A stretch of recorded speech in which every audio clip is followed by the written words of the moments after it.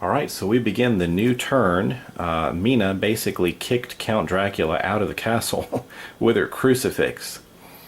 It is now the small hours, and this is bad. Dracula is going to have to head out of the castle in the small hours of the morning. It's still dark, but he's going to be out there in the sunlight pretty soon. So this is not very good. Hunters all around. So what is Dracula to do? Well, that fight didn't go as I had hoped. I've got to move out of the castle. And it is still nighttime, so I'm actually stronger now than I will be later.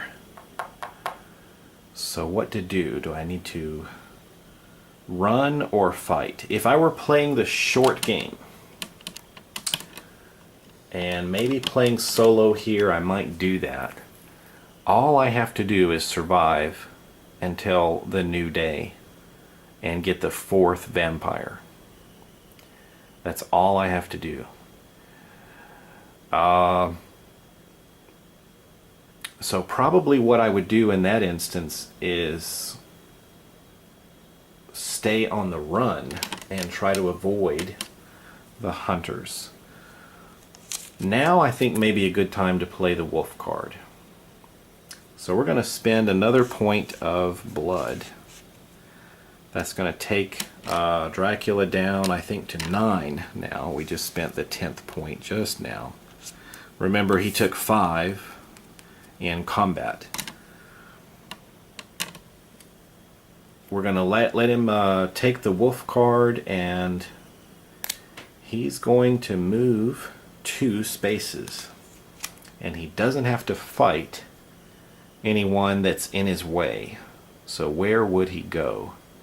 And wherever he goes, the hunters aren't going to be 100% sure. We could move down here.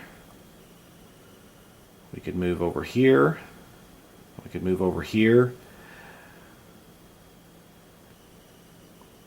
I'm not sure if we can move back. There is a card that sometimes lets you do that. It's called double back. It's this one, which allows you to cross your trail. But I'm not sure. I'm not sure if that's what I want to do. Why don't we, let me think about that. Let me think if, I'm not sure if I can use wolf form and double back in the same turn. Playing double back seems a little confusing to me at this point, so I'm not sure if I want to go back to one of these previous spaces. Instead, I think I will have Dracula use his wolf form to run past the hunters here and try to go south into this small city, Belgrade. I don't think that's on my... No, it is not on my trail. I have my trail marked. So this should be a legal move for Dracula to end his movement there. We'll get this card and then we can place an encounter there. Alright, the new location is there. I need to place an encounter. I really wish I had a vampire tile to use, but I don't. Let me take a look at these and see what they'll do. I think we're going to place some bats here. That sounds quite appropriate for Halloween and for Dracula to mess with the hunters. So there are some bats in his current location. Now, since Dracula is hidden and run off into the darkness in wolf form, they're not sure where he is. So I've put his location there with another glass bead. We're now to Lord Godalming. He is in Count Dracula. I'm sorry, he is in Castle Dracula. He obviously knows that the Count isn't in this space. The other hunters are there.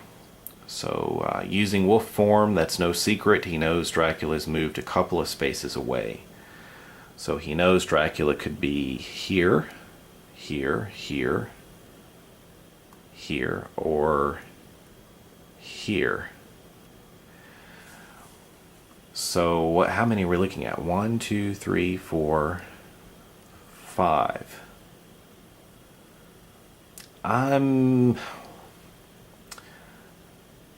Yeah, he doesn't know which port Dracula came onto, so that would be an unknown to him. 1, 2, 3, 4, 5.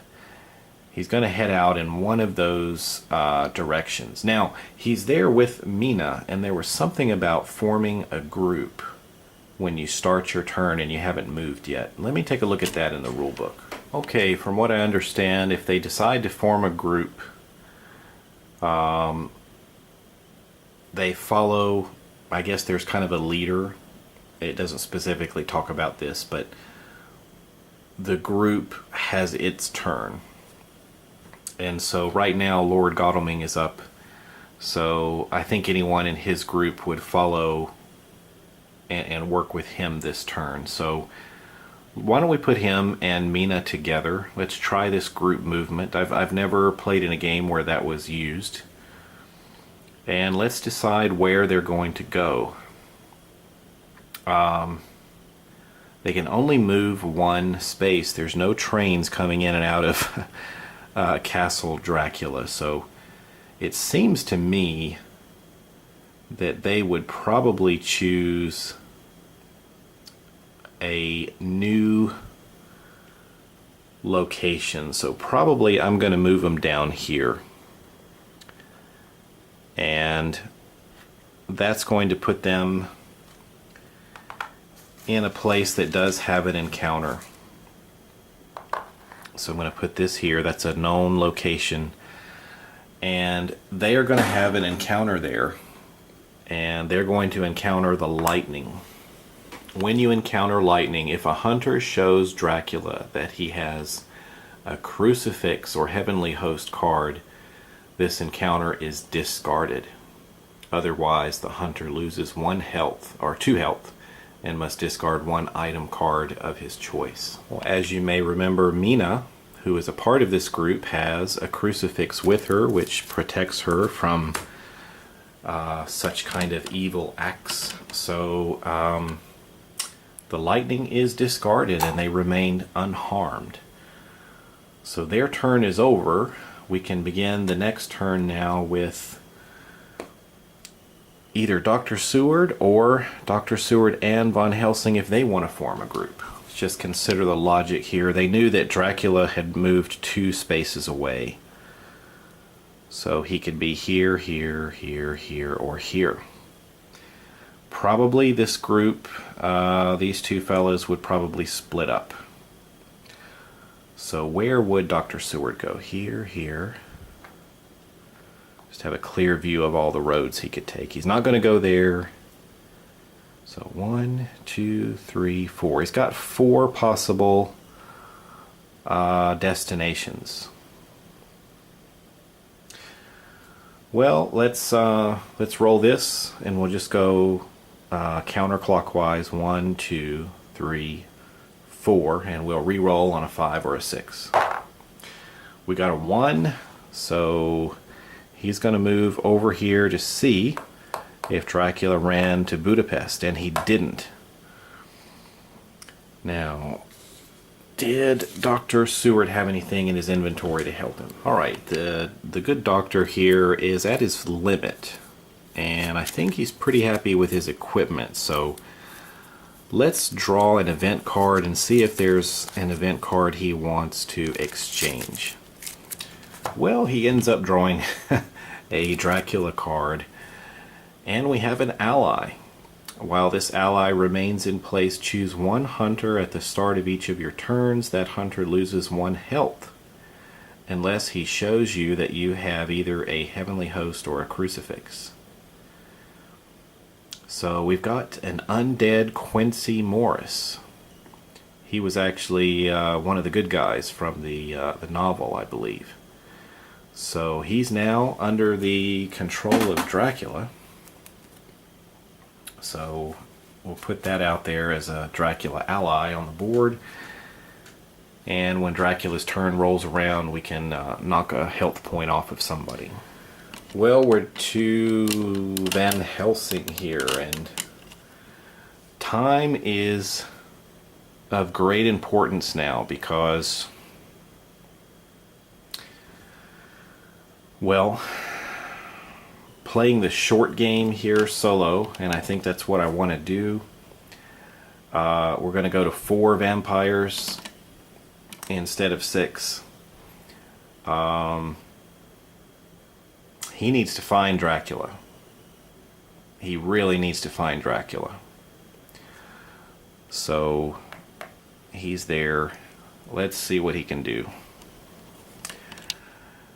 To keep the game exciting and to have a good conclusion here, because Dr. Van Helsing here has sense of emergency. At the start of his movement phase, he loses health equal to the number of vampires Dracula needs to win. And right now, we're going to say it's only 1. So he's going to lose a point of health to do this. So he goes down to 7. And he can move to any space on the board. I'm going to give this to him, and I'm going to let him, instead of randomly choosing between these 3 places, he knows Dracula is either here, here, here, or here. I guess it's 4 places. I'm going to let him just automatically choose correctly. Let's go out with a bang.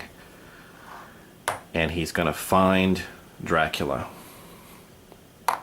and confront him there in Belgrade. So he is there.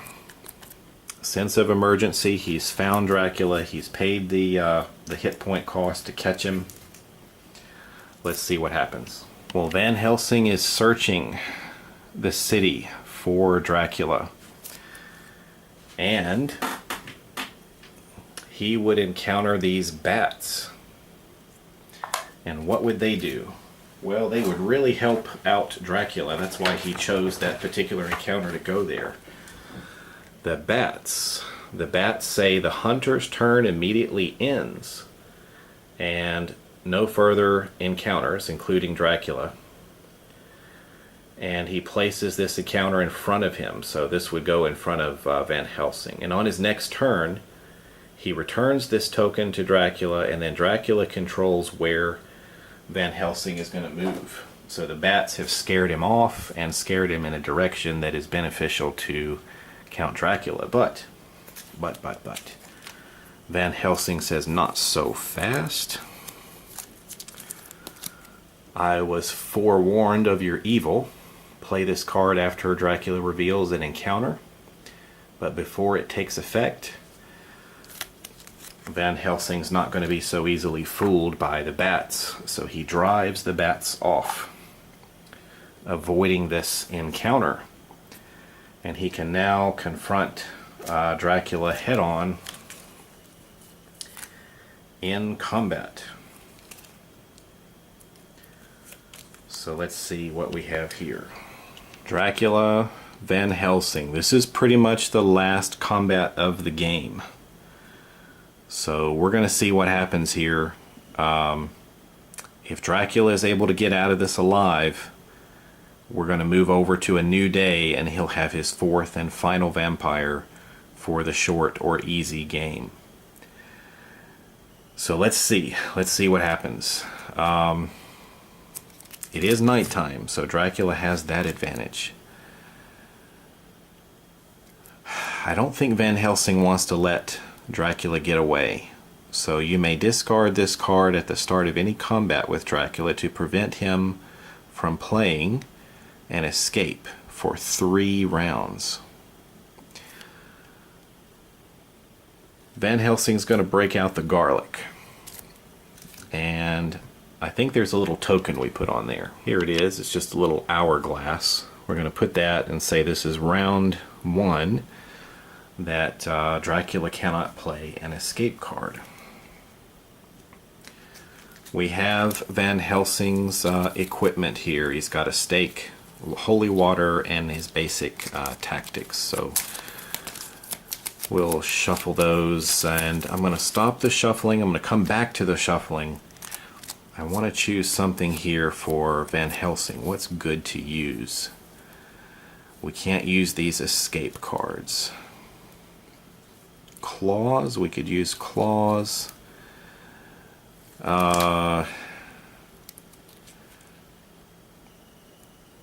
This might be a safe one to use, maybe, if we can win the roll. Strength, you cannot play this card if you took damage during the last round of combat. Well, we haven't taken damage yet, so let's play this strength card. Dracula thinks he can break the old man in half. Remember, Van Helsing is in his 80s now. And what does Van Helsing do? Oh, he went for the stake. Wow. Here we go. Dracula versus Van Helsing.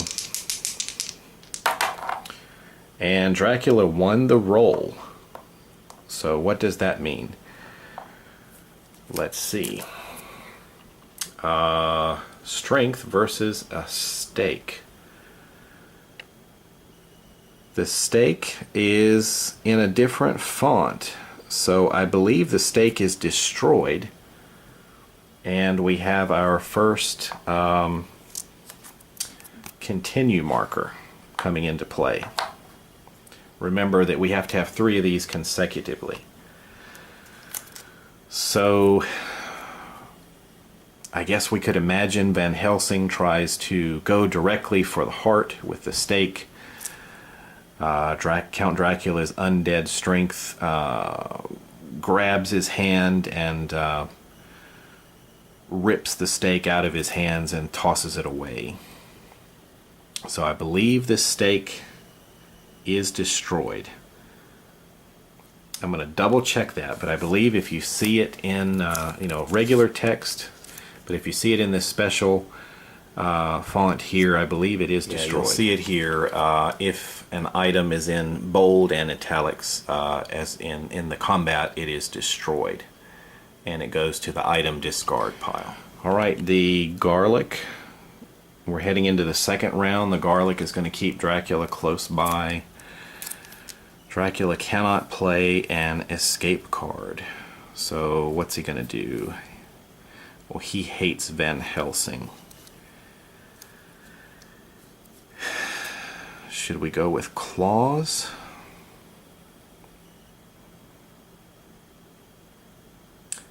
Maybe we'll try claws.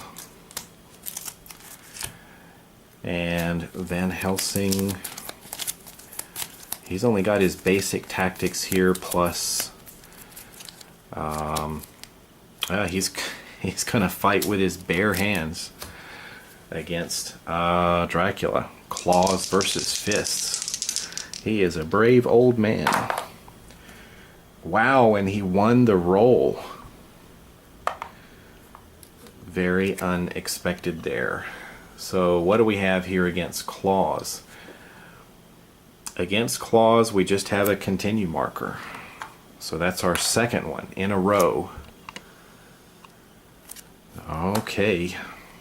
Well, we get the strength card back. And we're heading into the third round of combat. So let's see. Dracula, what do you want to do? You could try to bite Van Helsing. I think he wants to crush him. So let's go with strength again. And what do we have here? Holy water, wow. I kind of didn't expect that for some reason. Strength versus holy water. A tie. Ooh. And the one with the, I believe it's the higher count, goes first in a tie, and I think that's strength. So against holy water, the holy water is also destroyed. And the third and final continue marker would be placed. That's number 3 consecutively. That ends the combat. So basically Count Dracula is going to get away. Well, I just double checked. This is indeed correct. 3 continue markers in a row end the combat. The combat is finished. That's going to finish the turn for Van Helsing, and Mina is part of a group, so she, from my understanding, misses her individual turn this time, since she acted as part of the group using her crucifix to protect herself and Lord Godalming from the lightning. So that means that we would circle back around to Count Dracula, advancing the timer to dawn, and that gives Dracula just enough time to advance to 4 vampires, winning the game. And once again, in the normal length of the game, we would go to 6. But I think this is adequate for my solo playthrough. It was a good experience, and I think this is a good ending point. We had a great confrontation between Dracula and Van Helsing there. The old fella gave it everything he had, bringing out the garlic to keep the Count Dracula from running away, and he tried his stake and he tried his holy water, but the undead strength of Count Dracula was too strong, battling him at night like that. If it were in the day, he wouldn't have been able to use that card. So we have a victory for Count Dracula. Yay! Well, I really appreciate everyone who's watched my solo playthrough of Fury of Dracula. I also hope you had a chance to see how some of the game rules work. We didn't really see me do much with the catacombs. In the few times I've played this, I haven't really done much with those. But basically I understand you can take a location card and slide it over there with an encounter on it, and it can keep an encounter on there for quite some time. And you can only have 3. And you can even double up on some of the encounters there, which are pretty neat. So that's probably a good tactic that I should learn to make more use of. But I'd love to hear your comments, and of course anyone that may be a fan of the game. Hopefully they will reprint this game in the future. I understand it's quite expensive and hard to get a hold of nowadays, which is a shame, because it's a lot of fun, and it was a really good game for me to play here late on Halloween night. I had a good time running through this, and I hope you enjoyed it as well. Thanks for watching, everybody. I will catch you for some more gaming at another time, and this brings my Fury of Dracula run to an end.